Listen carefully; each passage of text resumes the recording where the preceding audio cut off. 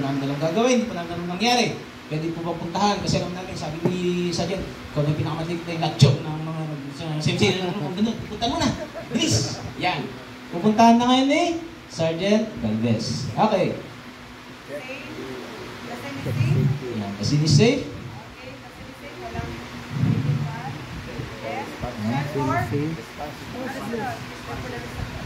Okay. ABC.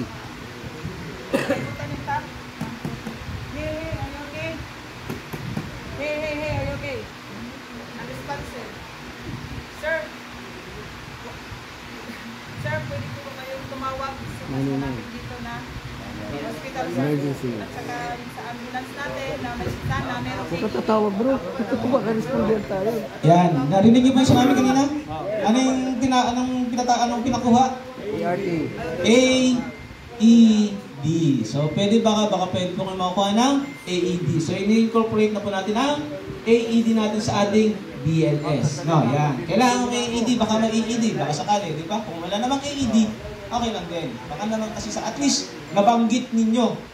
Malay nyo, yung pinagsabihan nyo, AED, parang alam ko yan parang, yun yung nandun sa gilid. Di ba? AED sa iyo ngayon. Ayan. So, yan, the city safe and responsive, tumawag na ng help with the AED. So, ano susunod? Okay, assess na natin, check for the ABCs. Okay? Walang obstruction sa airway.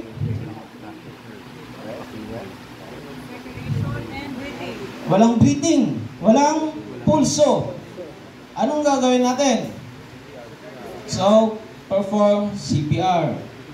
For example, check ulit surgical vest, check ulit surgical vest. ABC. Up, may breathe, walang obstruction. May breathing, may circulation, may pulso. Anong gagawin natin? Mouth to mouth. May pulso, may breathing. Anong gagawin natin? Dali sa safety. Side. So, pwede nating pwede natin siyang iside, pwede naman nating hindi galawin. Ang gagawin lang natin ay i-observe natin siya habang paparating ang ating emergency medical personnel. Yun po ang gagawin. Pag merong pulso at merong breathing. So, ibig sabihin, hindi niya po kailangan ng CPR. Nakuha po? Yan. Paano naman po? Chinek ulit sa surgical vest. Up. May breathing, pero walang pulso. Ano pong gagawin natin? Pump? CPR? May breathing, pero walang pulso. May pulso, walang breath. Hindi nga, may breathing pero walang pulso. Ano gagawin mo? Kung ako sa inyo, takbo na kayo. Zombie yung... Okay. Inano ko lang kayo ng kante, kundi lang. Balay nyo. So yan, walang breathing. May breathing. Mihinga pero walang pulso. Zombie. Okay, so yan. So paano naman pag halimbawa? Okay, walang breathing. Chinek ulit sa surgical vest. Walang breathing. Pero pulso, may pulso. Anong gagawin natin? Yan. So, rescue breaths lang ang gagawin natin. Hindi kailangan ng chest compression. Okay ba? Yun ang pinagkaiba. Kulang lang siya sa hangin. Or pwede, check mo ulit, double check mo ulit, baka mayroong nakabara. May nakabara ulit. I-check ulit natin ang airway, baka may nakabara. Kung wala naman talaga, ibig sabihin kulang lang talaga siya sa hangin. So, mouth to mouth or rescue breaths lang ang ibibigay natin. Okay po? So, proceed tayo sa ating CPR. Check ulit sa surgical vest. Negative pulse, negative breathing. Ibig sabihin, walang pulso, walang breathing. So, proceed tayo sa ating CPR. Okay. First, balikan ulit natin kanina yung check safety. Make sure naman na naka-flat on bed. Ang ating ay flat on bed, nasa flat surface tayo. Kung di man sa flat ng surface, kahit konti na kaganyan, halimbawa, for example, sa mga nalulunod natin, yan. make sure naman na kahit pa paano, no? Pantay ng konti, no? Flat. Huwag yung baliko naman. Huwag yung baliko. Kasi hindi magiging effective ang ating CPR. Okay po? So yan, flat. Flat. At tinatawag natin na supine. Supine kasi sa medical term, or nakatihaya.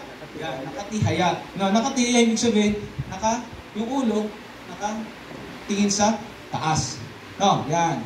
And then yung ulo, hanggat maaari, kung pwede, pantay siya sa ating katawan. Hindi ganyan, nakaganyan. Pwede pas maganda ulo ka, ganyan lang siya. Okay? So yan. Okay, then, first is, dapat yung stance mo. Balance. Importante ang balance. Kaya, nagpupus ng ganyan, biglang, uy! Boom! Nasiko mo yung ulo. Basag ang ilong. O, di ba? Dahil sa improper yung pag-ano mo, nakalagdag ka ba sa casual, sa paano ng pasyente natin. So yan, stance dapat side sa side ng pasyente natin. Ikikitin natin sa surgical vest, naka-side. Dapat yung sa may knee. No, knee, malapit lang sa ating pasyente, sa side. Okay, then position ng kamay natin. Actually, sa position ng kamay, sa surgical vest, paano mo na? Yan, and then, yan. Sa position ng kamay natin, wala namang actually na ang DOH o ang American Heart Association kung ito ba ay halimbawa, kanan ako, dominant hand over non-dominant hand ba or non-dominant hand over dominant hand. Kahit ano pong posisyon yan. Ang importante, komportable kayo. Yun po ang ruling natin dyan, no? Yun ang ruling natin dyan. Hindi po importante kung baka mamaya, ano nga yung tinuro? Ilang minuto na nakalipas. Hindi ka makapag-decide kung ano ang nasa taas. Oh, diba? So, ang ruling natin dyan, kahit ano po, ang importante, nandiyan sa taas, tapos naka-lock yung nasa taas. Ito naman, nandun, naka-lock. Lock. Bakit po kailangan nakalak? Para hindi siya magdulas, hindi ka balance din po. Para balance. Okay po? Pang-ruling natin yun na. So, baka mamaya mabidyuhan kayo. Uy, si Sir yun na. Yung tinuruan namin sa tapos gagawin din ito ngayon. Ayan. Ayan. Asirehe. Ayan po, no? So, wala po ang ruling po natin kahit ano po. No, basta importante kayo ay komportable. Okay? So, yan. Paano ba natin linulocate? So actually, meron tayong tinatawag na, sabi niya, xiphoid process. Papayin niyo po yung sa ano ninyo. Papayin niyo yung sa pinakadulo ng, ito po yung sa gitna. Ito po yung sternum natin, no? Itong sternum natin, ito yung naghahawak ng mga ribs natin. Dito nakatas yung mga ribs natin. Ito po yung matibay-tibay na buto. Kasi ang pinoprotektahan niya ay ang ating puso at ang ating baga. Kaya napakaano po ng buto natin na to. Importante. So yan. Sa gitna ng itong sa gitna, ito yung tinatawag natin na sternum. Sternum ang tawag natin sa buto na yan. Ngayon, pagkakapain natin, pero yung pinakadulo, parang may ganun, may V-shape. Yan. Yan yung tinatawag natin na xiphoid process. Ngayon, ayan. Ngayon, pag tinusok yung ganyan, medyo sakit, di ba? Tingnan niyo. Yan, yun po ang ating xiphoid process. Ngayon, ayan, relocate ngayon. Ang ginagawa namin dyan, pinakamagandang location dyan is, halimbawa, nilocate ni surgical vest, yan, yung xiphoid process. Yan, at least 2 to 3 inches. 2 to 3 inches above ng xiphoid process natin. Huwag na naman kayo magdala ng ruler. Mamaya. Ano ba yung 2 to 3 inches? Kailangan mo, sasar, pakuha mo na ng ruler. Ha? So yan. Ito, kapalitan ka lang. Pinapalitan ka lang. Dalawa ka dito. Pwede na. Okay. So, pwede naman natin gamitin yung ating fingers. Actually, this is 2 inches na to or approximately more than less or more or less 2 inches na to. So, pag pangatlo, pwede na tong 3 inches. 2 to 3 inches na siya, no? Yung tatlo na to, 2 to 3 inches na tong tatlo na finger ko, no? So ito yung sci-fi process. Pinakamagandang ano, lagay mo ngayon yung sa first. Ganito sa iyo. Ilagay mo yung yan. So, sabi natin, 2 to 3 inches above. Yan. So, ito, sabi naman natin, kahit ano ang gamitin natin.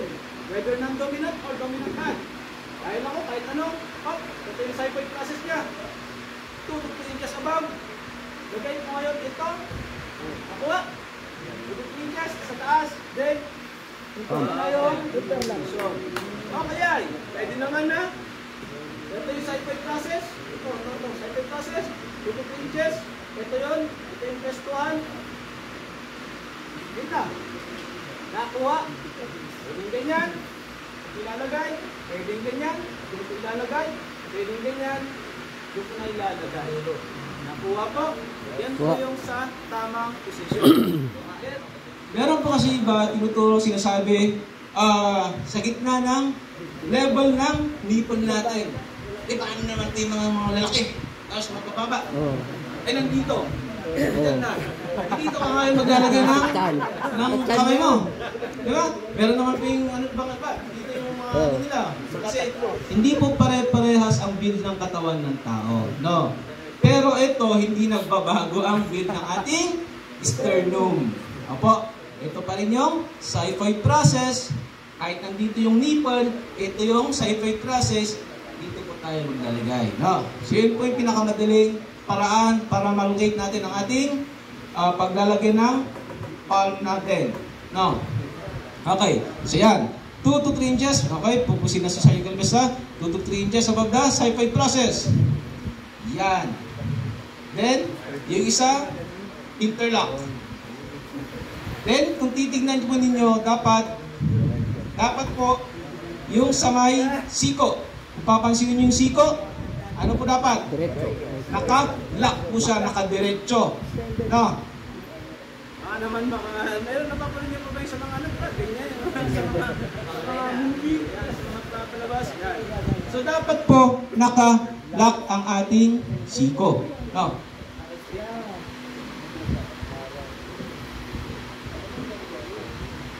Dapat po ay nakalock ang ating siko. Ito po. No? Bakit po? Kailangan nakalock. Kasi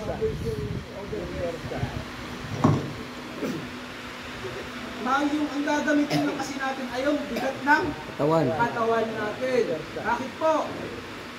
Kailangan yung bigat lang ng katawan natin gagamitin natin.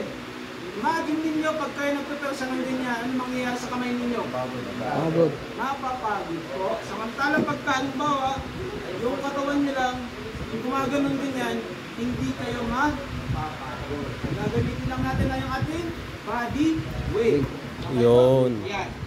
And at the same time po, nakalock, naka-interlock. Ibig sabihin, hindi siya basta-basta, ma-out, balance. Yan po. Yan. So, i-demo po ni Sergeant Galvez ngayon yung ating 30 chest compressions.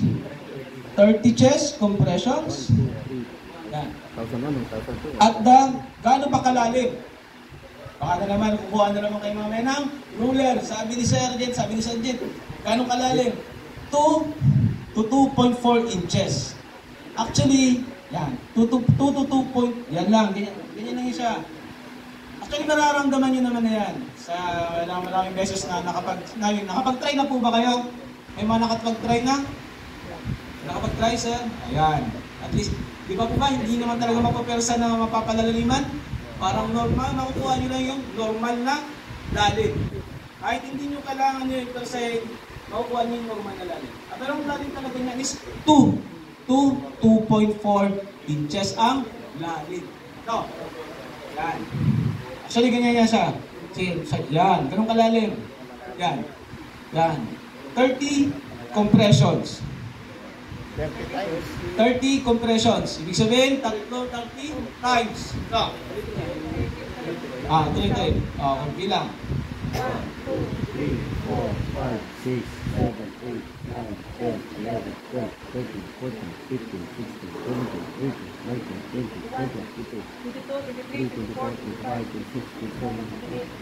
and 1. And 1. Ibig sabihin yung pang 30 mo, magiging 1. Bakit kailangan 1? Yan, kasi ito ay isang siklo. Cycle to. Ibig sabihin, ang isang CPR natin ay meron tayong 5 cycles. Ang tinatawag natin ng 5 cycles na yan ay cycle ng chest compression at saka ng rescue breaths. Okay, so sa isang cycle ng CPR natin, 30 chest compressions and dalawang rescue breaths. So yan, ititayin mo na sa atin ni Sergeant Galvez yung isang cycle na may rescue breaths naman po. No, 30 chest compressions with 2 rescue breaths. Okay. 2 rescue breaths.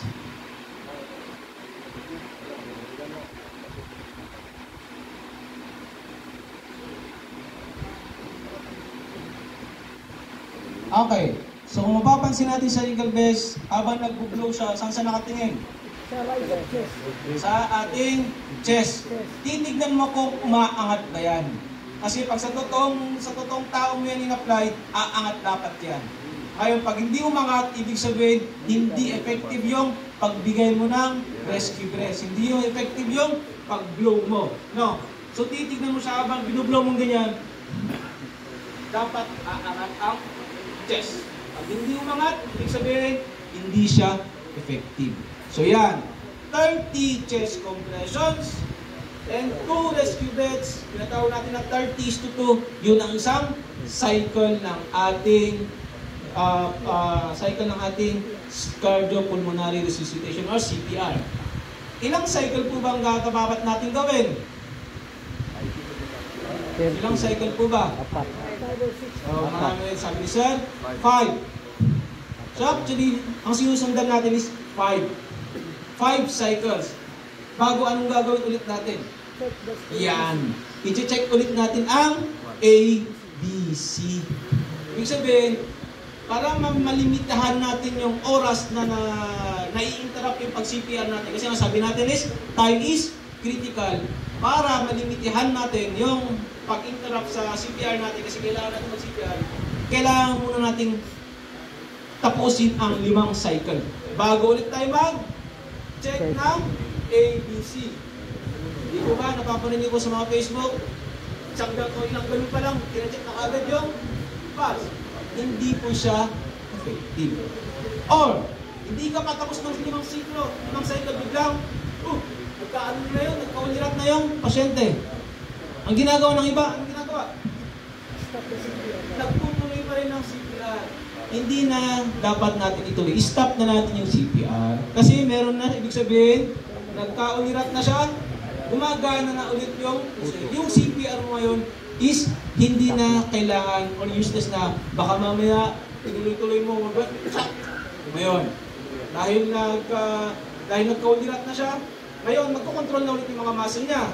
Baka mag-react pa,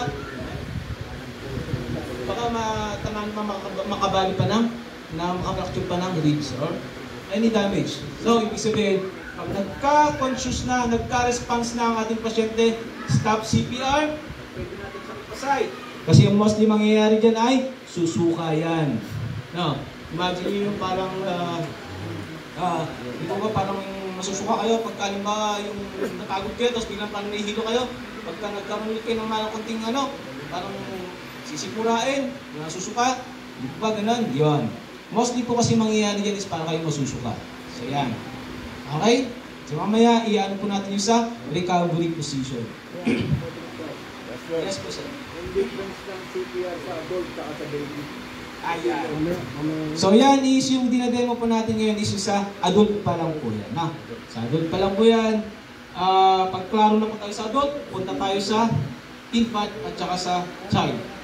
Yes po sir. Sir, kung wala po kami mga ganyan talaga, yung walang gadget na... Okay, kung wala po tayong mag-barrier, wala kong mag-barrier, nasa sayo naman po kung iyan mo.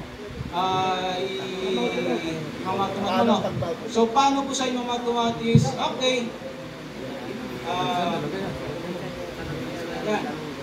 So, ganun pa rin po. Babalik tayo sa head tilt, chin lift. Head tilt, chin lift. Pero meron na tayong pinch nose. Pinch nose din. Yan. Dapat yung bibig mo, sir, malak mo lahat ito. Walang lalabas na hangin. Kahit di sa mismong lips. Medyo... Dapat kumaga kasain. Pag ito yung lips ng patient, lips mo dapat sit mo yan. Cover Mo siya. Then pinch nose. Pinch natin yung nose. Pinch nose, then Paano pag malaki yung bunga ng pasyente, no? Mas maliit ka. Yes po. So may question. so pinch nose, then isilp mo yung bibig. With the chin lift, then pinch nose, then silp. One full blow. Tapos 5 seconds, 5 to 6 seconds bago ka magbigay ng pangalawang blow. Yes po sir, may question po sir. So sa Facebook po maraming mga video na kumakalat ng mga nalulunod. Tapos sa tingin ko po ay maraming mga nagpapanik lang siguro. At kung ano nung ginagawa, pinapatukan, sinisipa. Parang akala mo hazing eh. Isa sa mga nakita ko parang siguro pwede nyo i-address. Yung isa po may napanood ako lately, nakabaliktad. Tapos sinisiya pa. Pero yung post, kinukomend yung taong yun na good job dahil nabuhay daw. Pero sa tingin ko di pwede yun, di po ba? Na nakabaliktad yung CPR niya. Yes po. Napanood ko rin po yan. Noong una nakabaliktad. Tapos after nang may pumalit sa kanya, pinabaliktad niya po, inihaya niya. Tsaka kaya na-revive yung ibig sabihin, tama po yung noong una, hindi siya ma-revive talaga. Kahit tuloy-tuloy niya yan, kahit maghabol pa siya, magdamag, hindi talaga ma-revive yun. Ngayon, yung sumunod sa kanya, binaliktad niya. Binaliktad niya, pagbaliktad niya ganyan, sinipla niya yung proper, tsaka na-revive yung pasyente po. Saka yung isa pa po, yung conscious na tinutuloy pa rin. Anong ginagawa ng pasyente? Gumagano na, ibig sabihin po, reaction yun na, nasasaktan yung pasyente. Although unresponsive siya, yung katawan niya nag-react dun sa kung saan siya ay nasasaktan. Ibig sabihin, nag-react siya sa pain. Kaya ano pa? Gaganon siya, gumagano yun ay nag-react sila sa pain na dulot ng pag-CCPR. Dapat i-stop na po sana yun kasi meron ng malayo pasyente na Yun. consciousness. Yes po sir. Third, yung bago mag-conduct tayo ng ng assessment, di ba? Then bago natin i-execute yung CPR, ano ba po yung dapat positioning ng patient, yung paa niya, yung kamay niya? Kasi may napanood ako din, ang sagwa nung CPR, nag-CPR sila, pero yung kamay nakaganon eh. So ang normal po na tinatawag natin na supine position. Normal lang po siya, naka-fix ang paa.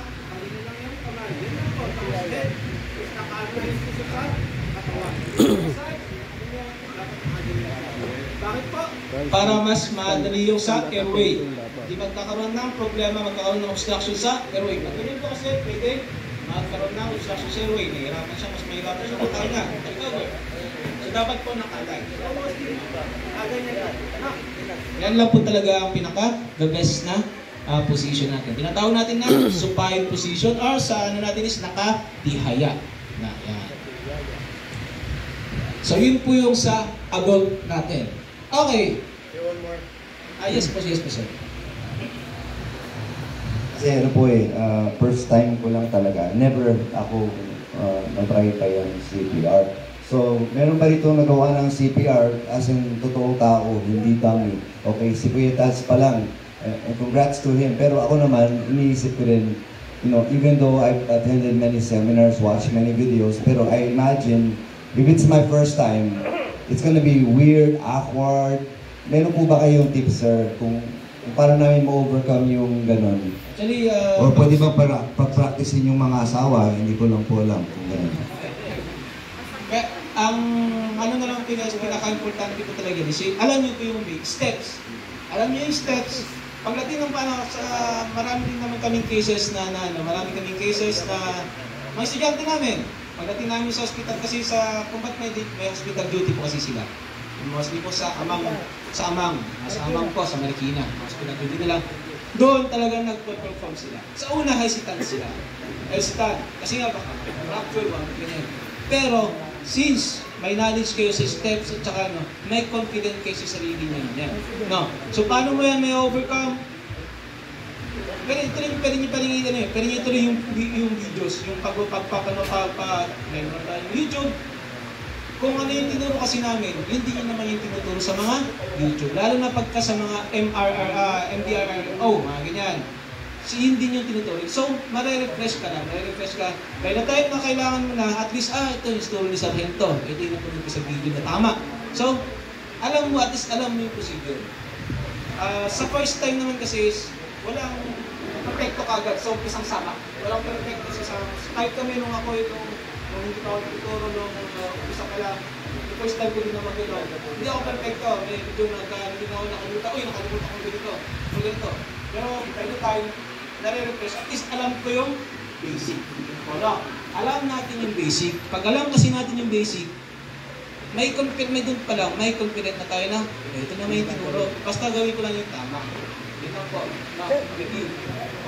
Sir, question lang po. Isang beses may vehicular accident. So, nung lalapitan ko na, sabi sa akin, are you licensed rescuer?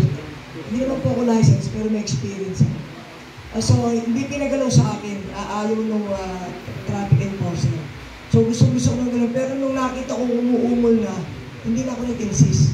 Pero kasi lang, merong mga negative belief tayo na pag vehicular accident, huwag mong gagalawin, iintayin mo, iniisip natin, yung time is gold, right? So, kailangan magbigay ng ABC na maayos.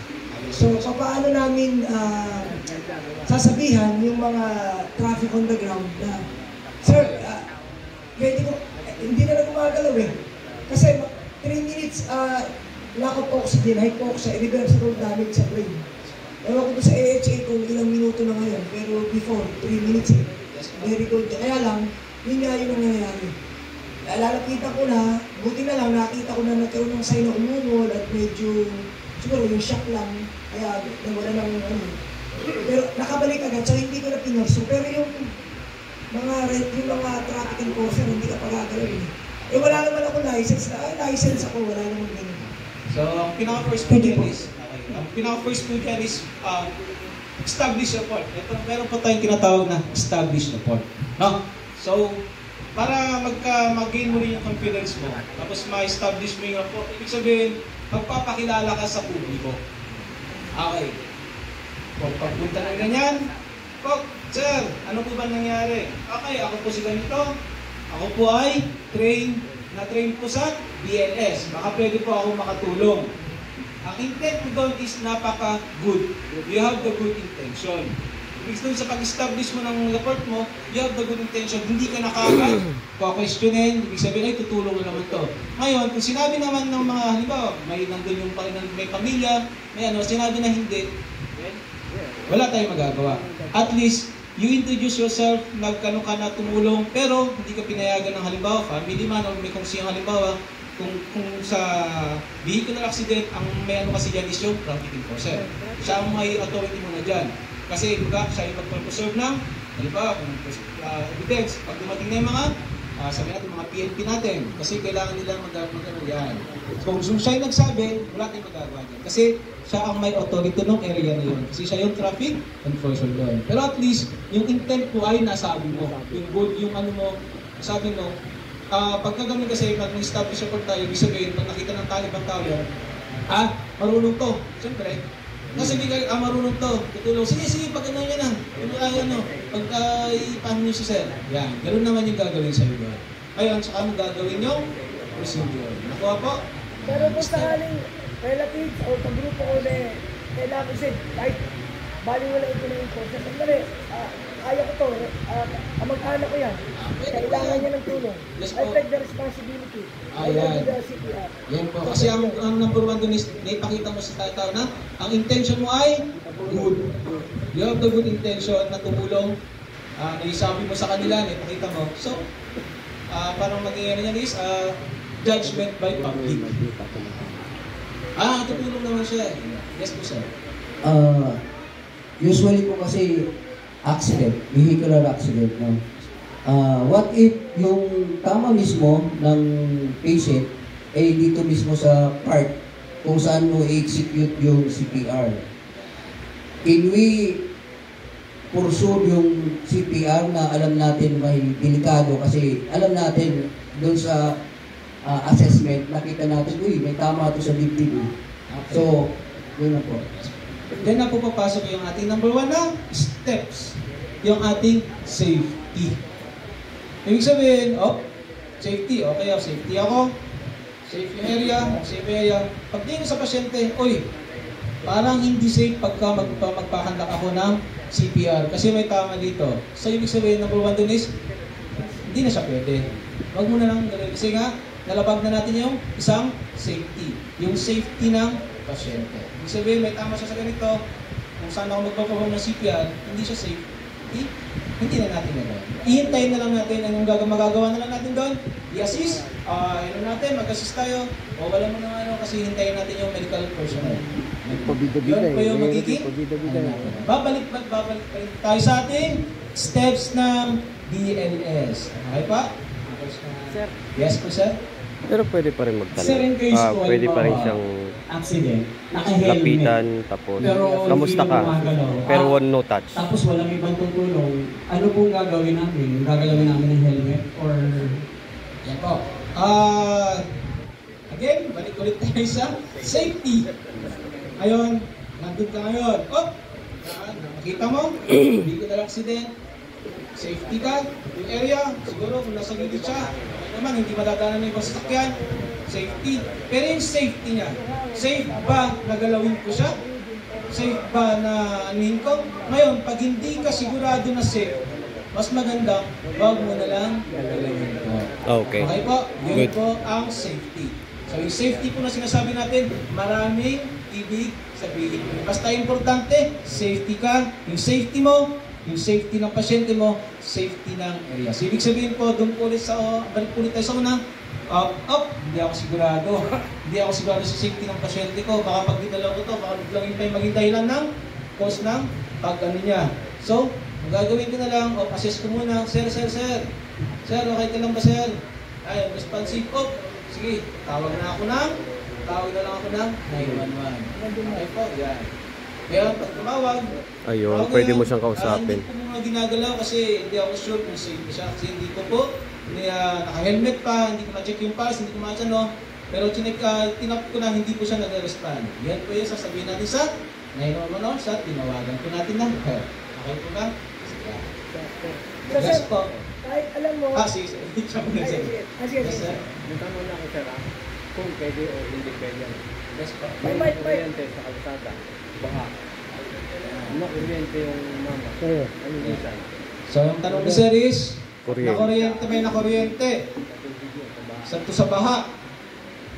Yung nakuryente po ba nasa baha? O yung kuryente ang nasa baha? Nakuryente sa mama. Okay. So yan. Balik ulit tayo sa safety. Ibig sabihin, safe ako. Ngayon, may nakalagay na wire doon sa area. So, hindi sabihin, hindi safe yung area. So, importante yung safety ko. So, hindi natin gagalawin yan. No? So, unang gagawin muna natin dyan, papatayin natin yung source ng kuryente. Okay? Yap. Last na. Kasi naisip ko, pinag-aaralan ko yung sitwasyon. Lagi kasi ang nangyayari, vehicular accident sa motorsiklo. So yung helmet, nagbibigay sa atin ng safety, right? Pero aksidente. Again, yung safety, naka-helmet. Alright, so tumawag ka na, ito, unresponsive, pero naka-helmet. Pero confident ka na kaya mo i-CPR eh. Kaya lang, baka yung helmet pa ang mag-cause ng kamatayan dahil hindi mo nagawa dahil naka-helmet. Kasi po, may procedure po tayo ng pagtanggal ng helmet. Ano? May procedure po tayo ngayon sa ibang part po kasi na hindi siya part na ng BLS na tinuturo po. Ano? So yung sa lifting and moving of patient na po yan. Yun po yung tamang So other seminar, kasi establish yung cervical area, hindi mo igagalaw, i-release mo yung helmet. Eh kaya lang, dapat pala, kailangan namin ng refresher kasi medyo matagal na yung training namin sa Good morning, sir. Please bear with us 2 hours lecture. As much as we want to teach you, kahit nga 5 araw kami ditong turuan kayo, pwede kami, pero we have given 2 hours on a specific. Yung tanong ni sir is beyond the CPR.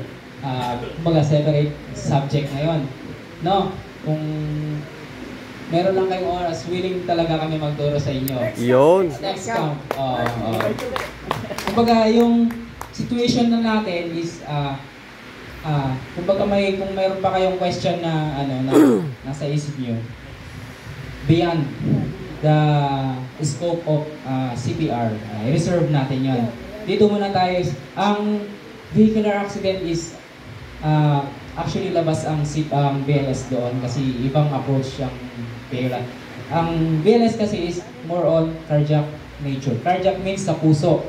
Inatake sa puso, hindi makahinga. So, doon lang tayo mag-concentrate.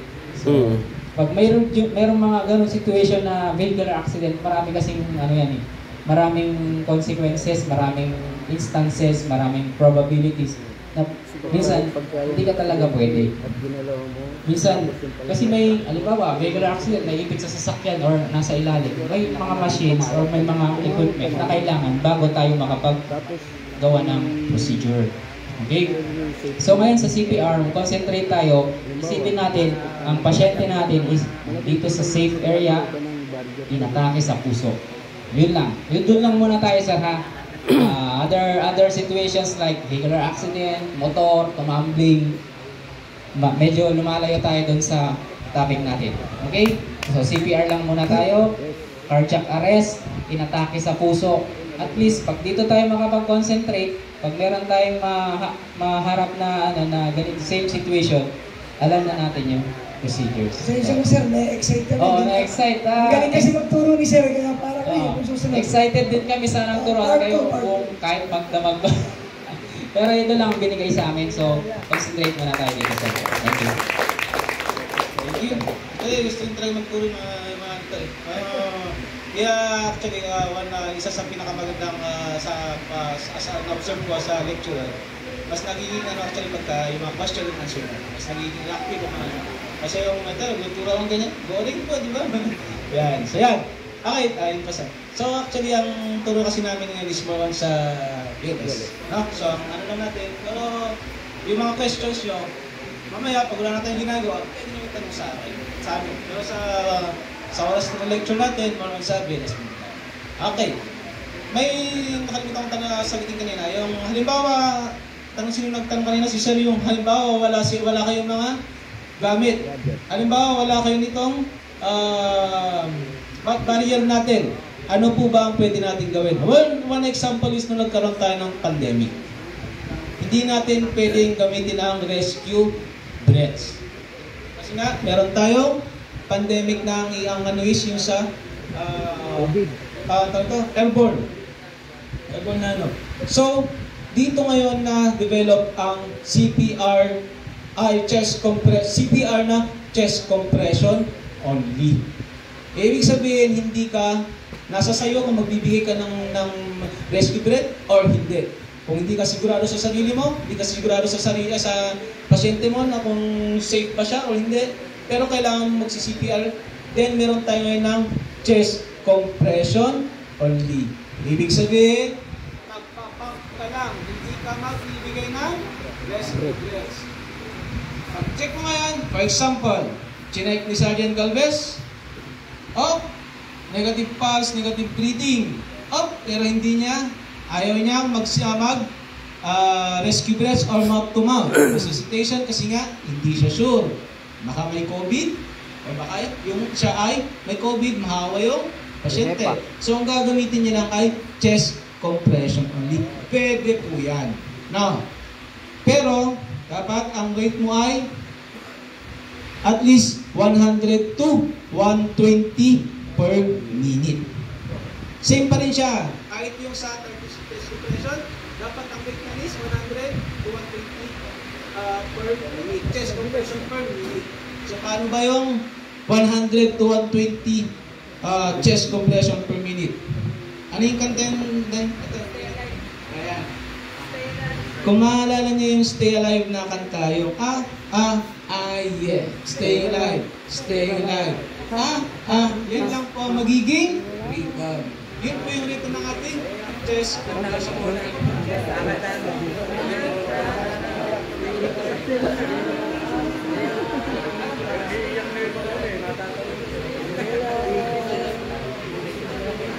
So yan. So anong mangyayari dyan? Ang chest compression nyo ay wala na tayong cycle. Walang cycle, ibig sabihin, tuloy-tuloy yan. Pero dapat yung tuloy-tuloy yan ng 2 minutes. After 2 minutes, tsaka ka mag-check ng ating ABC select. Yung 5 cycles ng 30:2 natin, pagka inurasan mo yan, that is actually 2 minutes din. No, 2 minutes din yun. So for example, yung sa chest compression only, 2 minutes mo siyang 2 minutes na, ang rate dapat ay 100 to 120 per minute. Sige, paano ba yung sa rate? Titignan po natin. Count. 1, 2, 3, 4, 5, 6, 7, 8, 9, 10, 11. Tatasin po natin.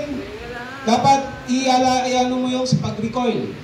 Halimbawa, hayaan mo na mag-recoil yung chest. Hindi yung ganyan. Yan. Hayaan mo siya na magbalik sa normal. Bago mo ulit, i-press. Okay? So yan. Yung how not to do it.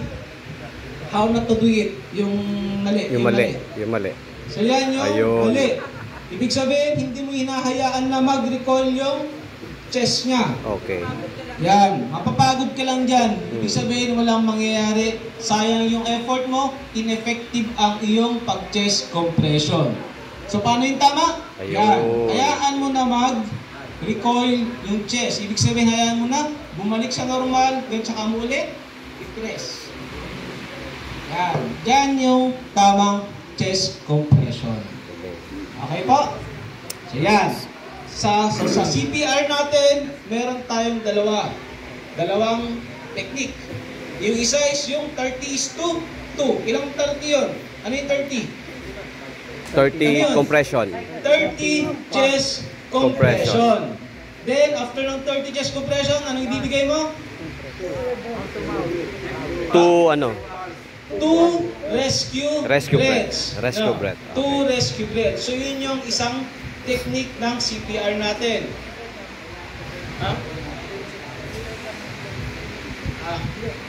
Then, yung pangalawang technique is yung ating CPR na chest compression only naman. Ayan o, chest compression only. So, yun yung chest compression lang. Wala tayong rescue breaths. So, okay po yun. Pwede po yan. Nag-develop po yan noong time ng pandemic. Okay. So, yan. Sa 30:2 natin, ilang cycles tayo bago mag-assess ulit? Meron tayong 5 cycles. Ibig sabihin, 5 cycles na 30:2. 30 na chest compression, and then 2 na rescue breaths. 5 cycle yon. After 5 cycles, tsaka tayo mag-assess. Then, sa chest compression only, ilang minutes tayo mag-chest compression?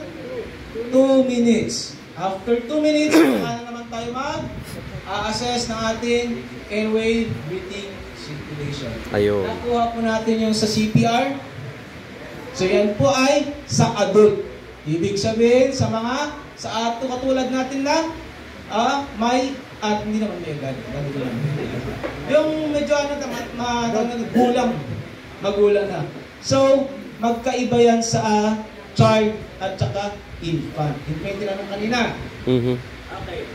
So Yan. Ang pagkakaiba lang naman po dyan sa child is, actually, yung sa ano lang, sa depth, gano'ng kalalim, pare-paras pa rin ng depth nyo. Kasi kung paano yung sa ano, ilang.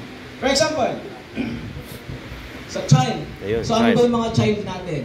Ang child natin is 1 year old, 1 year old to 12 years old. Yan po yung ating child. Kasi yung mga 12, say 13, 12 pataas, 12, mga adolescents na po yan. Medyo pa-edad na yung mga yan. Yung anak ko nga 12 years, mamang-mama na eh. parang nakababatang kapatid ko lang. Yung anak ko na 12. Iba na ang ano ng mga generation ngayon. Medyo malalaki sila. Yan. So yan. So ang child natin is, ang age group po niyan is 1 year old to 12 years old. Pag sinabi naman natin na infant, yan po yung mga 0 to 12 months natin. Yan yung mga infant natin. So paano sila magkakaiba? Paano nagkakaiba? Same pa rin po sa chest compression. No? Nagkakaiba lang yan kapag halimbawa dalawang rescuer. Pero huwag na tayo masyadong lumayo sa 2 rescuer. Kasi ang ibig sabihin, dalawa kayo mag-perform ng CPR sa child. Pag sa child kasi, pag dalawa kayo magpo-perform ng CPR, magiging 15:2 na yung cycle. 2 rescuer, no? So, hindi. Pero pag mag-isa mo lang, same pa rin sa child. Same pa rin ang procedure. Ang pagkakaiba lang, depende sa size ng child ng bata. Kasi kung masyadong maliit man yan, kung halimbawa, yung chest niya hanggang dito lang. Mas gagamitan mo ng dalawang kamay. Ano nangyari sa dibdib ng bata? So, mag-depende tayo sa dibdib ng bata sa age group. Pagka masyado namang maliit, masyadong malaki yung kamay, isa lang, pwede na ang isang kamay lang. Halimbawa, child yan. Child, ngayon, masyadong maliit yung bata para sa kamay ni Sergeant Galvez. So, ang gagamitin niya lang ay isang kamay lang. Yan lang naman yung pagkakaiba. Same pa rin yung procedure. 30:2 or 100 to 120 beats na chest compression. Ayun. Yun po. Galing. Sa infant naman. Ayan. Infant. Sa infant naman, siyempre, infant, 0 to 12 months, itong gagamitin mo. Ngayon mo, sige daw. Para yung ganito niya, buong sakop na niya yung buong isip natin, di ba? Sakop na niya yung buong baga. So yan. Ito yung infant, yung kamay mo nakasupport sa ulo. At ito dito sa neck. At ganon yung then slightly naka-lower yung ulo.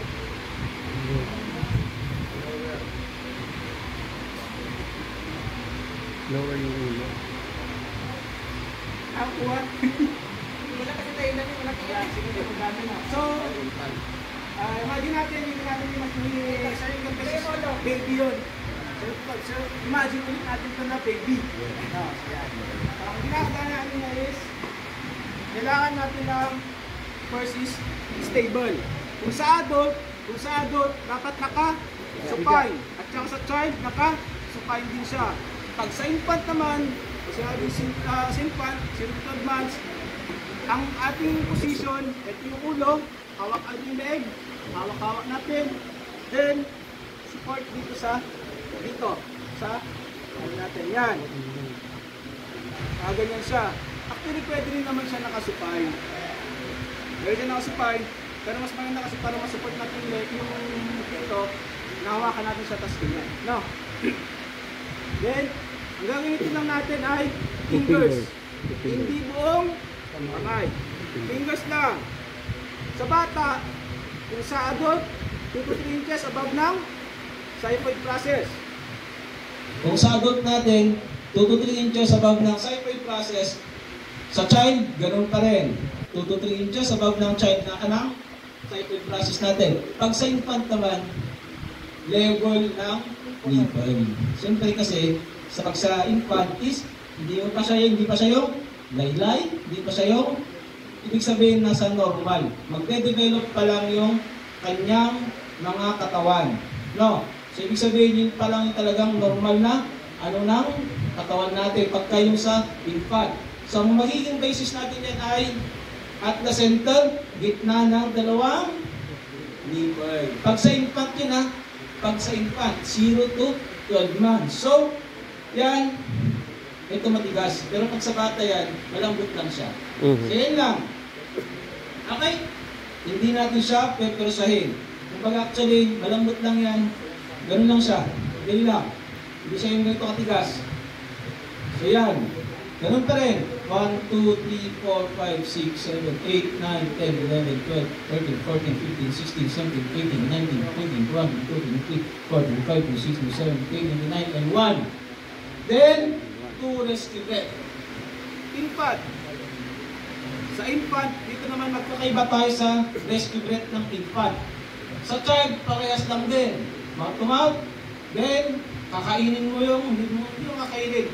Kumbaga, isusubo mo yung buong, isisid mo yung buong bunganga. Sa infant naman, kasama pati ang ilong. Okay. Head tilt, chin lift, pitch nose sa child. Same pa rin, at saka adult. Pero pag sa infant, head tilt, chin lift, wala nang pitch nose. Kasi pag pinitch nose mo yan, tapos isusubo mo pati yung ilong, kasama pati yung magkasya. So, wala nang pinch nose. Kumbaga, yung buong bunganga mo, yun na rin yung magsisil ng kanyang ilong. Head tilt, chin lift, then buong ilong at saka bunganga kapag sa infant. Nakuha po? Yep. Yan lang ang pagkakaiba ng sa CPR ng adult, child, at saka infant. Nakuha po yung diferensya? Okay, ulit natin, isa-isay natin.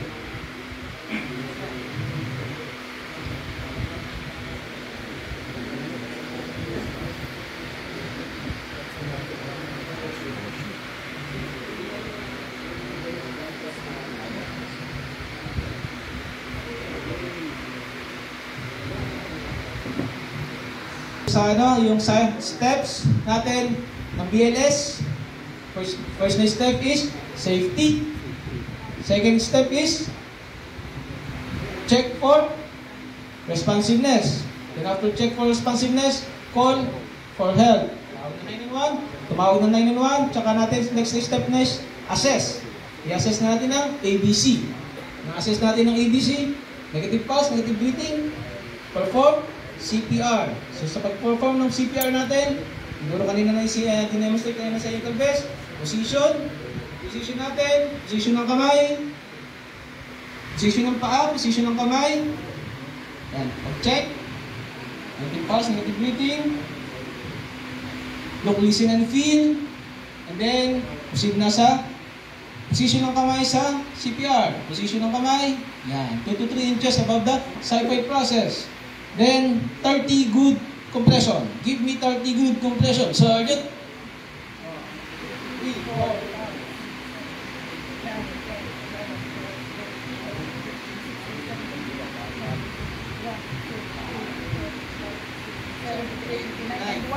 And 2 good rescue breaths.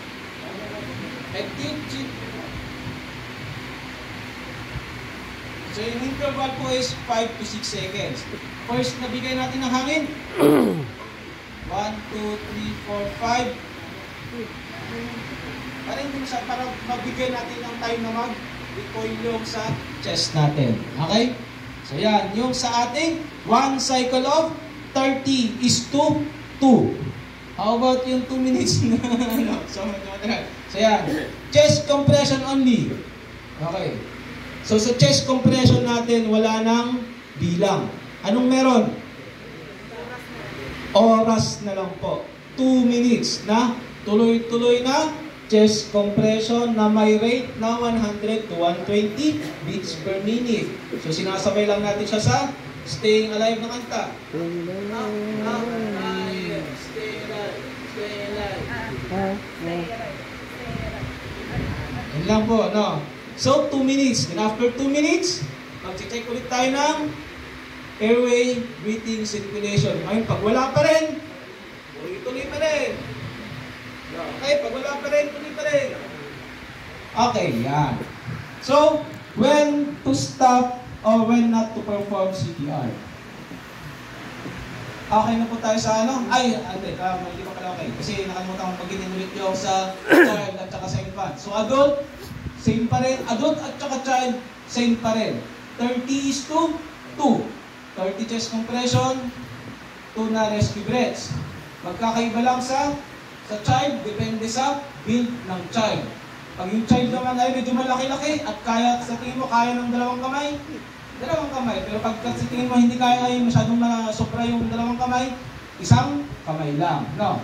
Pag sa infant naman, ang gagamitin lang natin ay either kung kaya nito, pwede actually ganito, may mga iba na ganito, at least 2 fingers lang. No? 2 fingers, ang location, gitna ng nipple line. Nagkagatin dito na, nipple line center. Pwede dalawa lang, na ganito, or edo, yung ating fingers. No? So 1, 2, 3, 4, 5, 6, 7, 8, 9, 10, 29, and 1, and then, sa pagbibigay natin ng rescue breaths, ano yung sinasama natin? Sa infant. Kasama ang ilong. Okay? Kasama ang ilong. So, hindi tayo nag-pinch nose sa infant, kundi, bagkus, sinasama natin siya pag rescue breath yung kanyang ilong. Okay. So, okay na po tayo sa CPR. Okay na po sa CPR. So, yun lang naman po yung CPR natin. Steps by steps. At least, pag may mga katanungan kayo, pwede nyo kami i-appreciate mamaya po. No? Pag wala tayong number, makabreak tayo, i-appreciate nyo kami pag may mga katanungan. So, when not to perform CPR. Ibig sabihin, kailan tayo hindi magpo-perform ng CPR? Yan. Pallor mortis. May mga graduate po ba ng criminologist dito? Criminology or mga ano po ba yung mga nag-aaral dito? Medical related, pallor mortis. Ano po ba yung pallor mortis? Yan. Ito po yung ito na yung pale. Ibig sabihin, nagiging pale na yung mukha ng natin. Ito kasing mga pallor mortis, algor mortis, rigor mortis, livor mortis, yan po ay yung clinical signs of death po natin. No, yun na lang, isimplahan na lang natin. Clinical signs of death natin, yung pagbabago ng kulay, pagbabago ng temperatura ng katawan, mula sa mainit hanggang sa malamig, yung yung magkakaroon ngayon ng mga black dito, kasi lahat ng blood pumunta na dito by force of gravity. Halimbawa, nakatabigit ka. So, doon nila nakikita kung paano ka namatay kung minsan. Halimbawa, nakatagilid kang ganyan, tapos bumaliktad ka, saan nung namatay ka na, bumaliktad ka, ngayon, nandito yung mga black dito. Ibig sabihin, nung medyo malapit ka na mamatay, nung papatay ka na, ibig sabihin, ikaw ay nakatagilid. Kasi nandito yung mga black, ibig sabihin, yung dugo, by force of gravity, bumaba. No. So pagka nakatingaya ka naman na namatay, nandito lahat ng mga black. Ayan. So yun yung sa pallor mortis, algor mortis natin, rigor, and livor. Yun yung mga clinical signs of death. Ibig sabihin, patay na yung pasyente, kaya meron na itong mga signs na to. Then, evidence of non-survivable injury.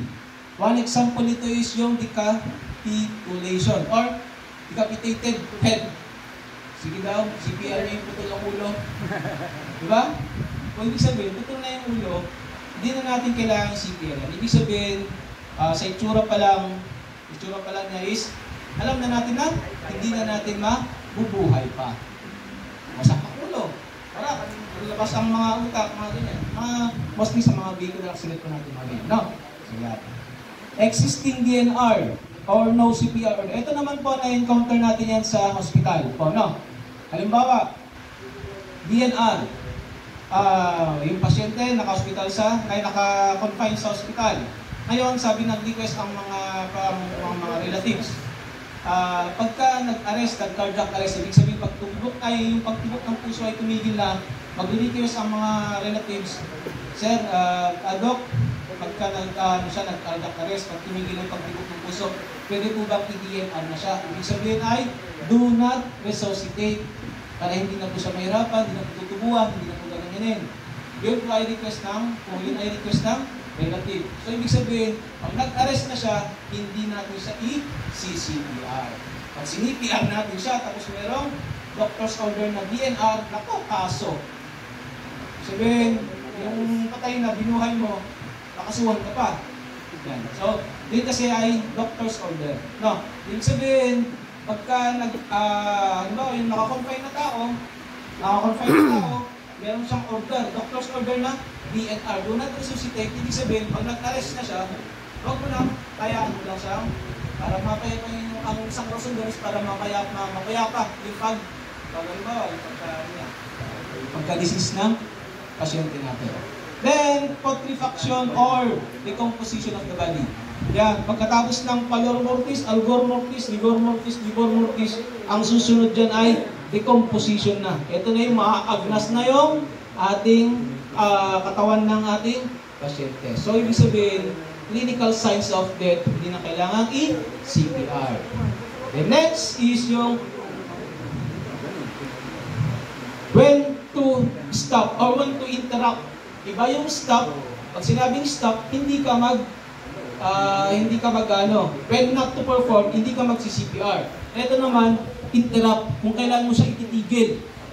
Kasi sabi natin, ang CPR dapat tuloy-tuloy yan, continuous yan. Unless, ititigil mo lang ang pag-CPR pagka number 1 is dumating na yung mga tinawagan natin. Now, pag dumating na yung tinawagan natin, syempre, sila na yung bahala, sila na yung magpukontinue nung sinimulan mong CPR. Next is, for example, natabit kang ganyan. Ako na dyan. Huwag ka makialam. Na-train ako mag-CPR. Natakot ka pa rin. Huwag ka nga makialam. Sinabing, doktor ako. Sige sir. Tinatapik ka, yun pala siya ay doktor. Pero pag di naman nagpakilala sa'yo, tinatapik ka, talaga wag mong alihin. Tapat tuloy pa rin kasi nga bawal i-stop. Pero pag sinabi naman na sir, ako na dyan, doktor po ako. Sige po sir. Yan. So pagka meron tayo, pag sinabi na, physician assumes responsibility. Yung meron tayong tinatawag na return of spontaneous circulation. Ito na yung ibig sabihin, nung meron siyang positive pulse, positive breathing. Yan. Ito po yung ROSC natin. And then, pag dumating na ang ating automated external defibrillator, AED. So, ibig sabihin, nagsi-CPR kang ganyan, CPR ka, tapos dumating ngayon. Halimbawa, sir, ito na po yung pinakuha yung AED. Pag itigil mo muna yung CPR, ikakabit mo yung AED, kasi mas importante yung AED. Nakuha po? Yan. Kaya pa ba natin kaya pa ba?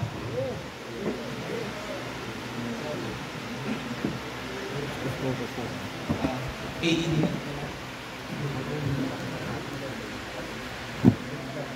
Okay, so AED tayo, may AED.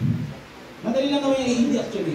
Papakita lang namin kung paano gawin. Pero hindi natin may perform. Siyempre, kuryente yan. Mahirap. Wala tayong actual practical yan. No?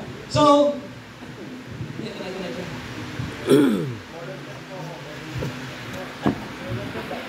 okay, pero ito po yung sa amin. Actually, ito yung mga naunang dumating noon.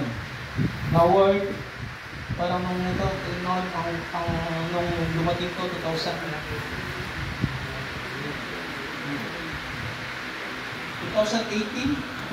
natin sa amin. Ang halaga pa lang niya noon is 100 plus pa isa, 160 noon. Ngayon, ewan ko na naman. Pero ngayon may mga mura na, 30 plus na lang ngayon. Ito kasi yung unang mga ano. So, first is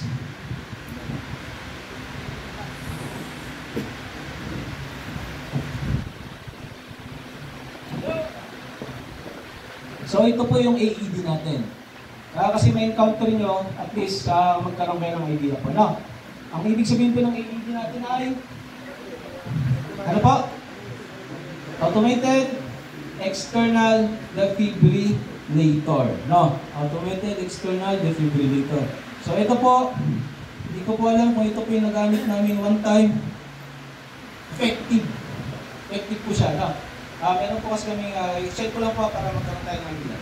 Meron kasi kami, meron kami training center, meron kami parang training facility ng SAP dito sa Batangas ko. Actually, dito ako doon kami naka-assign, ngayon ako naka-assign na ngayon, doon ako nag-ano. So, kaninang madaling araw, galing pa kami ng Batangas. Then, Santa Rosa, then dito. So, medyo na-late kami. Medyo na-late kami. Kaya going kasi na activity ngayon doon. May training, kaya hindi kami, supposedly, kahapon pa kami nandito. Kaso, hindi ko pwedeng iwanan yung activity doon. Kailangan i-supervise muna after ng activity, tsaka kami nakapusip. Kaya yun po yung dahilan kung bakit medyo na-late po kami ng konti. Supposedly, 8 a.m. po yung lecture natin. Kasi galing pa kasi kami ng Batangas, bago pumunta ng Santa Rosa, then dito po. So, meron po kami ang dati. Meron kami pasyente sa Palatagan Batangas. Tapos sila yung sa construction, meron kasi kami clinic, may clinic naman kami. And so happen na nung araw na yun, pinunta yung doon, kasi nakita na may clinic kami doon. Pinunta doon yung pasyente, yun, walang pulse, walang breathing. So CPR kami yun. CPR, then ito yung isa sa mga ginamit namin. Pag ginamit namin sa pasyente, gumana. Dadala pa namin yung pasyente dun sa hospital, sa Malayan. Hindi natin alam kung ano nangyayari sa parang buhay pa naman, buhay pa the next morning, alam natin nag-buhay the next morning. So, ganun siya, effective. No, effective siya. So, ito ang AED natin. First, ano ba ang ginagawa ng AED natin? Bakit siya napaka-importante? Maliban sa pagsi-CPR, bakit kailangan din ng AED? Maalala nyo kanina sinasawag tinatawag ko mga arrhythmias. Arrhythmias, yun ang cause ng pagtigil ng pagtibok ng puso natin. Yung mga arrhythmias na yan. Ibig sabihin ng arrhythmias na yan, yan yung mga irregular na rhythm ng puso natin. Minsan, wala. Kaya dahil nagiging dahilan para magtigil ang pagtibok ng puso natin. Ngayon, ano bang ginagawa na AED? Kino-correct na yung mga arrhythmias na yan. Ibig sabihin, sa pagbibigay niya ng shock, nako-correct na yung mga arrhythmias, ngayon, na-stimulate ang puso natin para tumibok. Nakuha? Yun ang trabaho ng AED natin. So, meron ka nito, may nagsi-CPR ka pa, napaka-effective na yun ng iyong BLS. Nakuha po? Yun po ang trabaho ng AED natin. Kung bakit po siya napaka-importante. Ngayon, ituturo ko po sa inyo kung paano siya gagamitin. Okay po? So, meron po tayo itong AED. Ito po yung atong body. Ito po yung buo. Ito yung kabuuan. So, pag binuksan natin siya, ito magiging itsura niya.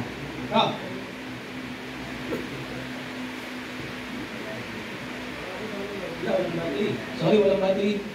So, lahat ng AED naman po, meron tayong ito yung pads. Ito yung pads. Ito naman yung pad connector natin. So, yan.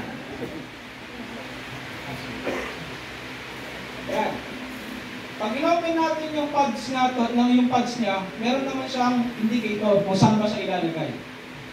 Ayan po. May indicator kung saan siya ilalagay. Ayan. No? First is, pagkakuha natin, ito yung connector. Kukonect muna natin yung connector dito. Connect yung connector, then open. So as simple as paas. Tandaan niyo lang po, paas. Susundan lang natin yung paas. Okay. Paas. P, power on. So natouch muna natin yung pulse, natouch muna natin yung connector. P, power on. Pag nag-power on na yan, eto nagsasalita. Si AED nagsasalita kung ano ang gagawin mo. Kaya isa din siya sa importante na bago mo, pagka dumating siya, gagamitin mo na kagad, pwede mo stop ang CPR. So, ang sasabihin niya ngayon, attach pads. Ito yung sinasabi niya na pads. Ito yung i-attach natin ngayon sa pasyente natin.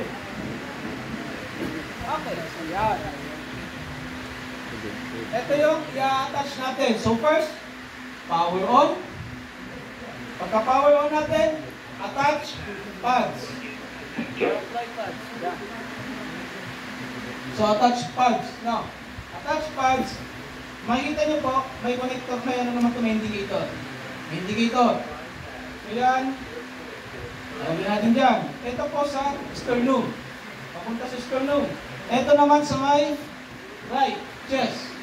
So ganyan po ang mga itsura. Ito ay natatanggal.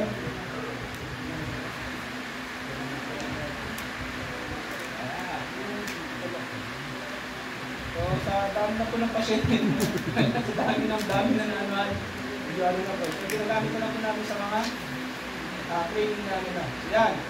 Natapos natin dyan. Ito sa gitna.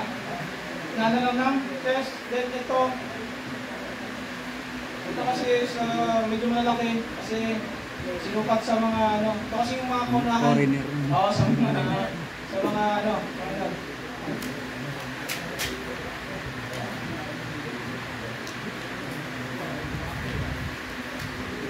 Then, ito naman ay laki kasi.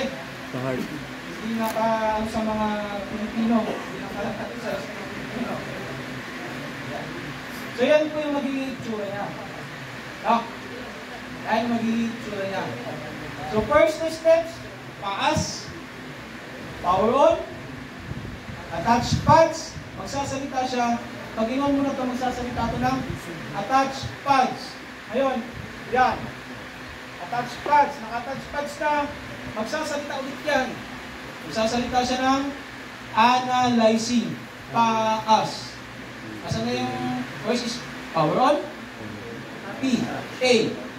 Attach pads. Next is analyzing. Ibig sabihin, pag sinabing analyzing, ina-analyze ng AED natin yung rhythm ng puso ng pasyente natin.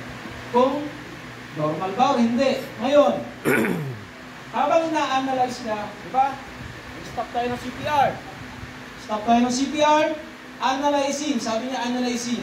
So, ibig sabihin, pag-analyzing, huwag natin hawakan yung pasyente. Bakit? Baka pag hinawakan mo yan, Pati ikaw.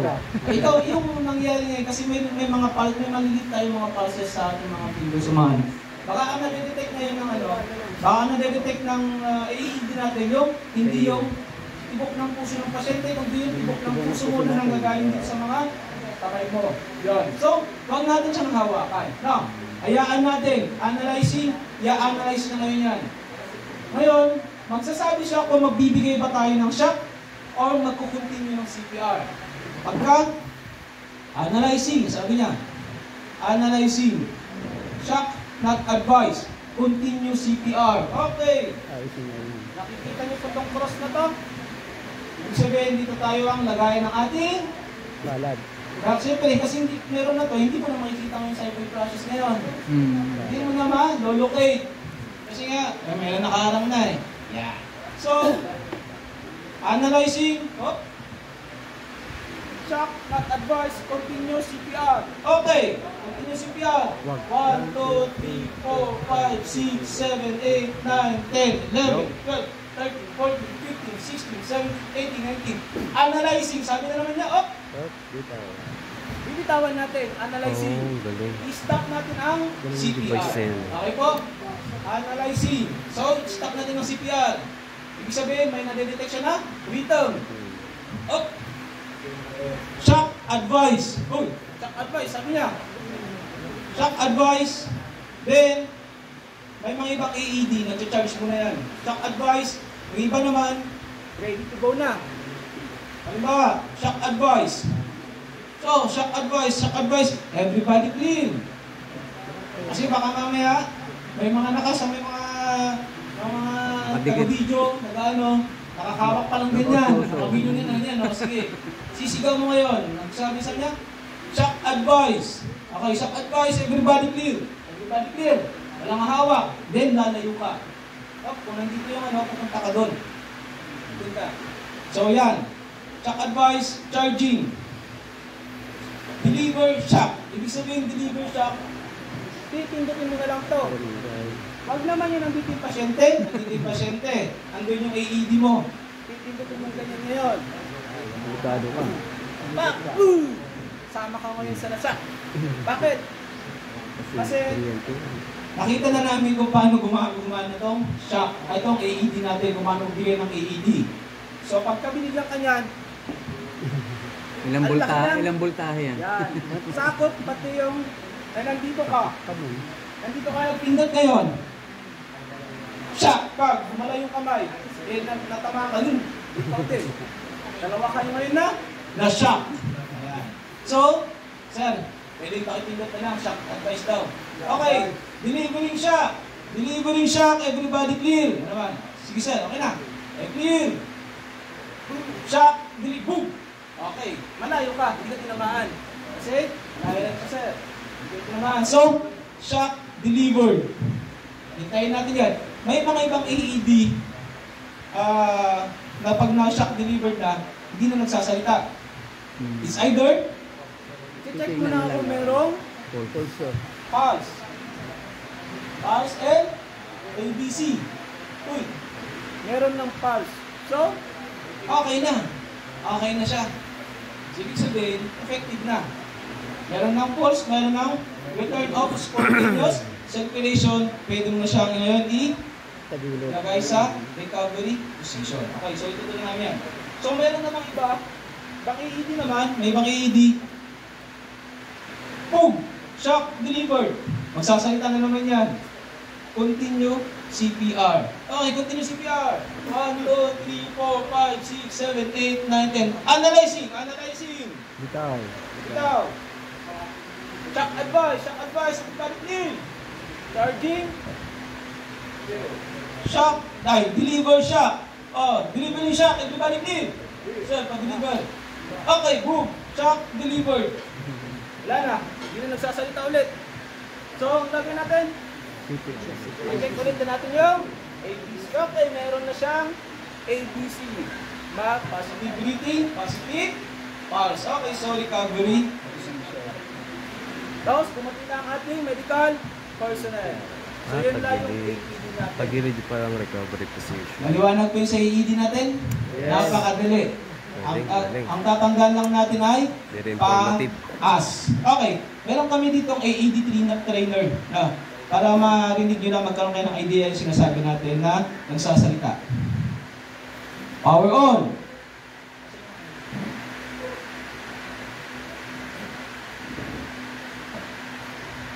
Volunteer. Malakas kuryente yan, Pastor.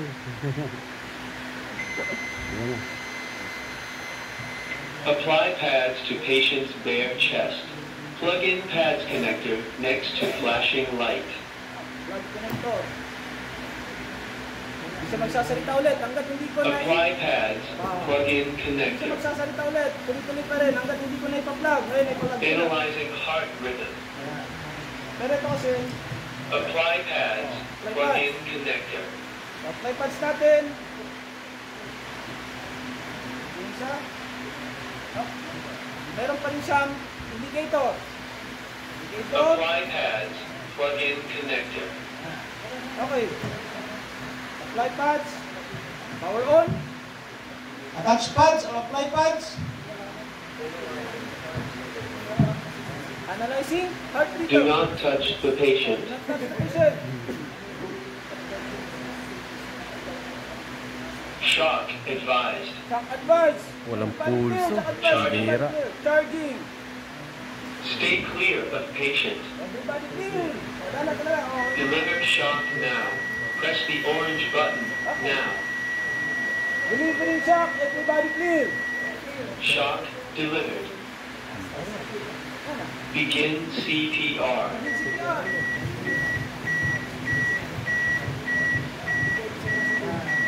Okay? Yan na yung beating niya. Ito yung beating. CPR. Sasabayin mo yung beat. Ako po. Yan. Pero 2 minutes yan. 2 minutes na mag-minute yan. 2 minutes, after 2 minutes, magsasalita ulit siya. Ang gagawin niya dyan, sasabayan niya yan.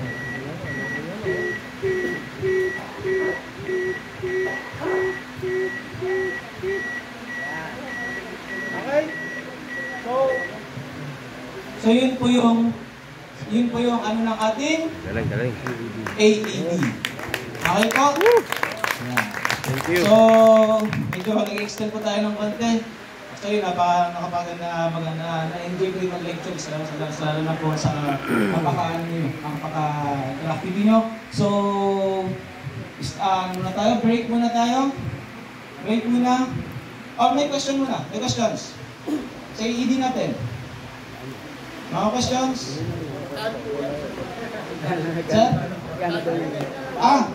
Eto, nung dati pinocure ng nag-donate sa amin, nasa 100 plus, 160 po ata dati sir. Pero year 2018 pa yun sir. 2018, ngayon, parang nasa 30 plus na yata yung mga ganito. 30 plus, 40. Ang problema dito, dahil luma na, ito yung mga una kasi, di baterya yung ano nila. Ngayon, yung baterya nila, mamahal. Hindi kaya ng MOOE. Kaya mas maganda yung mga bagong labas ngayon. Kasi chargeable na po sila. 140,000. 140,000 po. Hindi sa akin niya. Pero meron na po yung mga bago ngayon, mga mas mura. Mas madala, mas accessible kasi mas madaling charge. Madali sila yung charge. So, yun po, yung sa CPR natin. No, yung sa CPR natin with AED. Yun lang po yung steps. Ibig sabihin po, pag yung CPR natin, pag dumating ang AED, stop po natin ang CPR, pansamantala, iayos ang AED, i-attach natin sa pasyente, then power on. Pag pinower on na natin, magsasalita na lang, susunod na sasabihin, analyzing. Power on, attach pads, analyzing, then shock. So yun po yung paas natin. Ito yung yung simpleng procedure ng ating AED. Paas. Yes po sir. Tanong po sir. Yan. Sa voltahe po nito, actually depende po sa AED yan. Ang measurement kasi ang tinatanong niyo po ba yung voltahe na ibibigay? Yan. Di ko po sure ko, pero parang pinakaano po is parang naglalaro siya sa 20 to 40 or sa ganun lang po yata, 20 to 50 joules po, joules. Kasi meron po tayo yung kung halimbawa yung talagang defibrillator, yung manual na defibrillator, na-adjust po yung joules niyan. Kung ilang yung bibigay mo siya. Depende po sa orders ng doktor po. Depende po sa doktor ng order. Pero itong mga AED natin, depende po sa brand, may nakaset lang po sila na joules. Yung parang yung kaya, parang normal lang na ano ng katawan natin sa joules. No? So yun po. Sir, applicable sa lahat ng edad? All ages? Yes po. O kahit bata? Yes po. Sa bata naman, magandang tanong sa buti na tanong niyo. Pag sa bata naman po, magkaiba naman po ngayon. No? Pag sa bata po, infant, or depende sa build ng katawan ng bata, pag masyadong malaki ito, ang ginagawa natin, eto, nasa dito, then yung isa is nasa likod naman po. Ayun. Yan. Hindi natanong yung isa. Munti ko nang makalimutan. Yan. Yan po pag sa bata. Pag halimbawa ang bata, hindi magkakasya ito sa dibdib niya, ang ginagawa natin, sa lubungan, Pastor? Sa gitna. Maliwanag po. Sa mga bata, yan. Yan. Any questions ko po? Nakatanungan pa po? Nakatanungan? So, okay po. Okay po tayo sa CPR. CPR natin. Sana may time pa tayo para may ano mo naman mamaya yung sa choking at saka drowning. Actually, ang drowning, choking at saka drowning. Yun, maganda yun. 200 to 1,000 volts. volts. Napakadali na ng drowning. Baka pwede natin lecture ng drowning ng 1 minute lang. Yun. May pahabol pa akong tanong. Ay, sige po sir. Kasi naka-proper naman yung higa niya, no? Gagamitan mo siya ng AED. Yung shock kasi masyadong ano siya eh, powerful, di ba? Bag. Yes, po. Di ba delikado sa ulo niya? Ay, hindi naman. Ay, hindi naman yung tudapak na... Yung pag-angat niya, pag, yun ang kinamatay. Ano lang dyan, Yung malakas yung pag-angat. Ang mas kumakatay, maganda itong mga kamay. Ayun. Ayan, nagdadagdag ito. Hindi yung ulo. Hindi naman yung ulo yung mabigat lang. Lakas ng voltahe. 200 to 1,000 volts. Yan. May ibang sa ano. Ano lang kayo, bakas po nun. Sir. Yes po, sir. So, pwede silang mag-actual mo yan? Pwede po, sir. May actual. Sa ano po, kasi yung Sa ang time. dalaw lang po kasi talaga sa amin na is 2 hours lecture lang po, no? Ayun, yung time. So kung may mga time po tayo, hindi po, kasi nandito lang naman po yung mga gamit namin. Nandito po yung mga may ano kami. Sana yung droning tsaka yung ano, yung choking. After po, after lunch, ano yun, para ano yung tumatawag. Experience po. Yan. Then, konti na lang po kung saan may sigit natin ng konti lang yung sa choking at saka at saka drowning. Dahil napakasimple na. Importante pala yung kuya sa ano, yung na heart attack ano. 1 minute and Actually, 30 nakadesign seconds. to sa heart attack. At saka yung droning. Okay, tatanungan ba? Okay, drowning, para matapos tayo. Okay naman sa'yo. Drowning. Okay, drowning. Babalik lang tayo sa BLS. Safety. Ibig sabihin, pag safety, nalunod yung tao. Dadalhin mo siya ngayon sa dry area. Bakit dry? Pag doon sa may pwede kung sa dry, kasi baka paghabang nag-CPR ka, dumating ang AED. At least, nasa dry na siya na area. Dahil mo siya sa flat surface. Bakit mo sa flat surface? Kasi mag-CCPR ka. Mag-CCPR ka. Dadalhin mo siya sa flat surface. Mag-CCPR ka eh. Okay. So, may drowning patient tayo. First, safety. Then, next is check for unresponsiveness. Check for unresponsiveness, unresponsive, call for help. Pero kung minsan naman, kinukuha pala yung pasyente, may tumatawag na ng tulong, di ba? Pero may hawak-hawak naman ng cellphone, yung video. Alam mo, tumatawag, hindi pala. Alam, may nalunod, sandali, video ko muna. Salit na tumawag, kasi yun. Kaya mas maganda pa rin na siguraduhin mo. Ikaw na provider, ikaw na healthcare provider, ikaw na first responder, dapat ikaw magsigurado na may tumawag. Balik pa rin. Safety. Pagbalik mo na pagpunta ng pasyente, yan. Nakuha mo na safety. Dinala mo sa dry na place. Check mo yung responsive, unresponsive. Then, nag-call ko for help. Then, check ABC pa rin. Check ABC. Okay, negative pulse, negative breathing. Ito lang ang pagkakaiba. CPR, ang nauna ay pag sa cardiac arrest natin, okay na walang hindi nalulunod. Anong inuuna natin? Ano? CPR. Chest compression. Sa drowning, first, give 2 rescue breath. 1, 2, 3, 4, 5. Then, CPR. Baliktad. Yun lang ang drowning natin. Okay, first, nakadala mo na sa dry place. First, okay. Ready fast, breathing. First, 1, 2, 3, 4, 5. Then, 1, 2, 3, 4, 5, 6, 7, 8, 9, 10, 29, and 1. 1, 2, 3, 4, 5, 6, 7, 8, 29, and 2. Nakuha po? Yep. Babalik pa rin tayo sa CPR. Pero ang muna pagkakuha mo ng pasyente ay breathing muna. 2 rescue breaths muna bago ang CPR. Yun lang pagkakaiba. Yun lang naman. Pag nakalimutan mo nag-rescue breaths, nag-proceed ka agad sa CPR, walang problema. Okay lang po yun. Yes, May experience na ako dyan. Ito. Nalulunod. Nalulunod. Nalulunod po. How to handle it. Ayun. Siyempre, mas malalim yung kahatin. Okay. Pag hindi ka marunong mga, huwag mo nalulunod. Malulunod ka rin. Sa aking mga experience. Oo, marunong. Rescuer tayo eh. Nalulunod na siya. Nalulunod pa lang po. Nalulunod. Umiinga pa.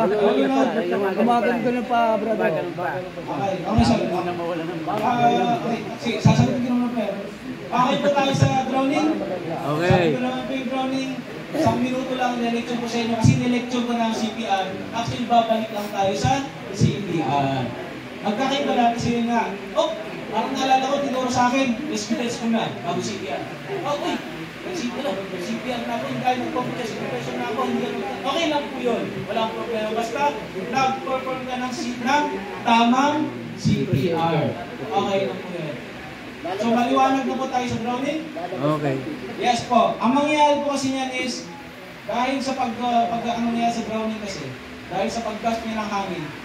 Ngayon, first, ang unang naganap yan is yung pumasok sa bagay na yung mga tubig.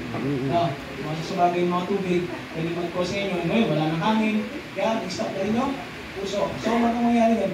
Pag once na-stimulate natin yung puso na mag-beat, gagana na ulit yung mga organs na katawan natin. Yung lungs natin. Ibig sabihin, pag gagawin na ulit yung lungs natin, ngayon, ano yung mangyayari ngayon? Puso. Ito dalawang experience ko dyan eh. Yan. Kung kaya, bigay lang tayo. Kung may lumalabas ng tubig. Kung may lumalabas naman, nag-check ka ng airway bleed out, may sit ka na lang sa CPR. Pwede naman gano'n. So, kaya walang problema. Kahit na mag-usig na sa CPR. Pero ang proper na ano kasi is magbigay ka muna ng 2 rescue vests. According to American Heart Association. Kahit may lumalabas na tubig sa bibig. Kasi baka hindi pumasok yan. Ngayon, pagka-pag-assist mo nila, hindi lang airway. Ibig sabihin, sikat ko na pagbigay ng hindi tatagilid. Hindi, wag mo hindi. Ang pinaka-importante dyan ay proceed agad tayo sa CPR. Ayun. After recover po, tsaka itayo. Sa ano po ba? Paano po ba tagilid? Kasi nagkakalituan tayo dyan eh. Naka-recover na po ng CPR. Kanan o kaliwa? Recover yung kaliwa po ba o kanan yung tagilid? Okay, so Gandang tanong eh. position. Okay, recovery ay i-demonstrate po. Oo, ganda tanong. Nakatinda ako Ito po, i-demonstrate po ni Sergeant Poctoyog at saka ni Sergeant Galvez ang ating recovery position. Yan. So, recovery position. Okay, i-demonstrate po. So, first, yung kamay, lalagay sa may taas. Isang kamay naman, iko-cross. Yan, isang paa, iko-cross din. Yan. Ang purpose ng pag-cross ng mga kamay natin is para mas madali siyang ipabaliktad. The next is towards you. Bakit papunta sa'yo? Mas madali siya patakin. At the same time, pagka nakasayo, pag sumuka, nakikita mo kung sumusuka siya. Baka mamaya kasi, pag nakagulong ka, nakaganyan ka, hindi mo nakikita. Sir, hindi pwedeng tapikin sa likod. Pwede bang tapikin, pero konti lang. Ako minsan kasi actually kahit grab lang. Kasi kung minsan pag sa pag-grab natin, na-stimulate yung lungs para mag-expand lalo. Ayun. Para mag-ilabas niya. So yan yung sa ano natin. Then next, yung nakaya naman nakaganyan is support. Support sa ulo para mag-ilid. Nakasupport pa rin yung ulo niya. Okay po? So yun yung sa recovery position natin. Tatanungin kayo, sasagutin ko ulit yung kanina sa kanila. Pero outside na ano na yan. May technique din po kasi yan. Tinuturo yan sa search. Tinuturo yan ng ano namin ng SRU, ng Search, Rescue, and Retrieval Unit namin. Sa SAR. Yung paano yung yan. Yung tinuturo po yun. So ang pinaka-basic na naman po yun. So nalulunod pa po, no? Nalulunod siya. Nalulunod. Ang ano nun, first is, pakalmahin mo muna ang pinalulunod. Mas maganda nga, mas madali siyang kunin pagka medyo... Wala nang malay. Kaya atakan mo dito. Mas madali siya kanina. Ang nangyayari kasi, pag hindi siya kumalma, dalawa kayo malulunod. Pag hindi siya kumalma, Aatakin ka lang yan. Malulunod ka rin. Ang ano niya kasi is mag-survive. Makahinga siya ganun. Yung ang ano niyan, gusto niya makahinga na ano. Ngayon, ang mindset niya dapat kahit ano na mahawakan niya, basta makahinga lang siya. Yan na. Kaya, hindi maganda na yan. iisip. Ngayon, Maganda ang timing papaligid muna siya sa sa ano. matinong pag-iisip ulit. Kausap mo sabi ko, kumalma ka muna, kumalma. Yan. Ngayon, pagkano, kung kaya mo naman nasisilin, pwede. Sirin mo, papataas mo siya. Then, kasi yung isang way yun, pag nakakuha siya ng hangin, magkakalma na siya ngayon. Pag nakakuha siya ng hangin, magkakalma na siya, makakausap mo ng ayos. Yan. Pero habang pagkano, Buhay yun. Kakapitan ka. hindi pa siya kalmado, huwag mo nang lalabitan. So, mangyari yan, nag-grab ka naman yan, pababa. Yan. Bakit po example, dalawang experience ko. Ayos po, may kasi sir. Yung classmate ko, fourth year high school, nung kami swimming, eh ngayon, sabik siya tumalon. Hindi pala marunong ano. So, tumalon siya. Di pagkakaroon niya, doon na siya naggagalong-galong. Ang ginawa naman ng isang kasama ko, tumalon siya na nagagaw pang sagipin. Pero siya ang namatay dahil kinapitan na nalulunod. Yun. Tapos yung isa naman, pangalawa kong experience, dito kami sa resort dito sa Nemo. Ngayon, yung pinaka-leader namin, ganun din, tumalon din agad. So hindi niya alam na malalim. So ngayon, pag talon niya, gagawin din siya. At naisip ko ngayon, pinabayaan ko siyang mawalang malay bago kunin siya. Kasi pagka kinuha ko agad, sigurado ako rin ang mamatay dahil kakapitan ako. Kaya ginawa ko noon, talagang hinawakan ko sa ulo, parang ihawon. Yun ang ginawa ko. Nabuhay. So yan. So, Ayan, technique. ang ano pa rin Hintay mo muna. babalik pa rin tayo sa number 1 is ng GLS. Safety pa rin. Di ba? Safety. Safety mo, safety ng pasyente, pero pinaka-mas importante ang safety mo as rescuer. Yun. Okay, good. So, may mga questions pa po, katanungan, clarifications, violent reaction. Ayan. Choking. So, kung wala po, mag-break muna tayo. Choking. Break mo muna. So, thank you Wala po na. sa makikinig. Thank you.